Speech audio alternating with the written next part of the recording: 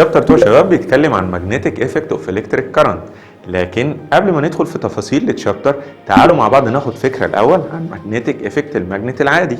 وطبعا كلنا عارفين ان الماجنتيك افكت بتاع الماجنت العادي عاده ما بتظهر على شكل اتراكشن او ريبالشن. طيب اتراكشن يعني اشد، ريبالشن يعني ازق. اشد او ازق فدول عباره عن فورسز. طب الفورسز دول مين السبب فيهم؟ الماجنت، علشان كده بنسمي الاتراكشن او الريبولشن الماجنتيك فورسز، ساعات بيقولوا عليها ماجنتيك انتر اكشنز. طيب لو انا حابب اعرف الشيب والبوردرز بتوع الماجنتيك فيلد اللي حوالين الماجنت هنعمل ايه؟ هنجيب الماجنت ونحط فوق الماجنت بيس اوف بلاستيك.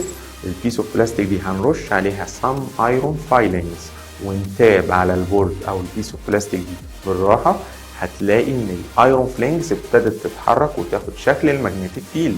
هنلاحظ ان الايرون فايلنجز جوه المagnetic فيلد ابتدت تاخد شكل اللاينز. اهو اللاينز دي بيقولوا عليها المagnetic فلكس لاينز، وعددهم ادوا له رمز الفاي. الفاي دي الميجرنج يونت بتاعتها هي ايه؟ الويبر. طيب لو انا عندي تو ماجنتس وعايز اعرف مين فيهم الاقوى هنعمل ايه؟ هنجيب ايرون نيل وهنحطه في النص at the midpoint between التو ماجنتس دول ونشوف الايرون نيل هيروح لمين، يبقى هو ده الماجنت الاقوى.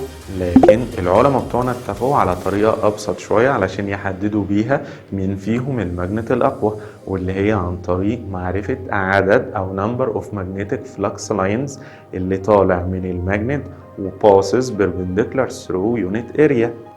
اهو اللي احنا شفناه دلوقتي ده يا شباب اطلقوا عليه مصطلح الماجنتيك فلكس دينستي، اللي هو اهم مصطلح عندي في تشابتر 2.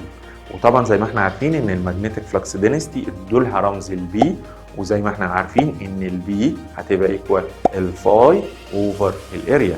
البي يا جماعه ادوها ميجرنج يونت بالتسلا، والفاي زي ما احنا عارفين بالويبر، والاريا بالمتر سكوير، يبقى التسلا ايكوال ويبر بالمتر سكوير. كده يا شباب نكون قدرنا نفهم مع بعض اهم مصطلح عندنا في تشابتر 2. ما تنسوش تدعمونا باللايك والشير والسبسكرايب. هذا وبالله التوفيق، والسلام عليكم ورحمه الله وبركاته.